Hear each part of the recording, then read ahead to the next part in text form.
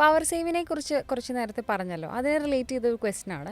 ആദ്യ കാലങ്ങളിലൊക്കെ എന്ന് വെച്ച് കഴിഞ്ഞാൽ ഫിലമെന്റ് ബൾബ് ഉപയോഗിക്കുന്ന സമയത്തൊക്കെ ആളുകൾക്ക് കറണ്ട് ബില്ലിനെ കുറിച്ച് വളരെയധികം കോൺഷ്യസ് ആയിരുന്നു.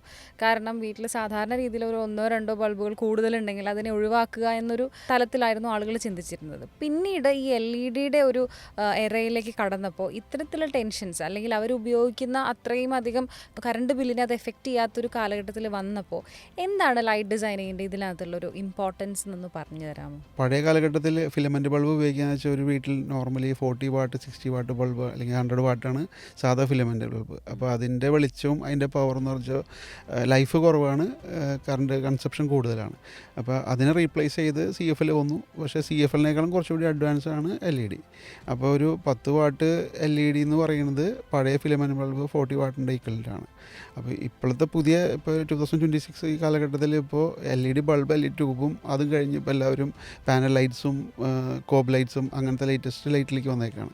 അതെന്ന് വെച്ചാൽ നമുക്കത് കുറച്ചും കൂടി കോമ്പാക്റ്റബിളാണ്, ലോങ് ലൈഫ് ഉണ്ട്, പിന്നെ ലൈറ്റ് ലുമിനൻസും കൂടുതലാണ്. അപ്പോൾ നമുക്ക് നമ്പർ ഓഫ് ലൈറ്റ്സ് റൂമിലത്തെ കുറയ്ക്കാൻ പറ്റും. ഇപ്പോൾ നോർമൽ ഒരു ബെഡ്റൂമിൽ ഒരു 100 സ്ക്വയർ ഫീറ്റ് ഒരു ബെഡ്റൂം ആണെങ്കിൽ അതിൽ 1 2 ലൈറ്റ് വെച്ച് തന്നെ നല്ല പ്രോപ്പർ ലൈറ്റിംഗ് ആണ്, അത് ലോങ് ലൈഫാണ്.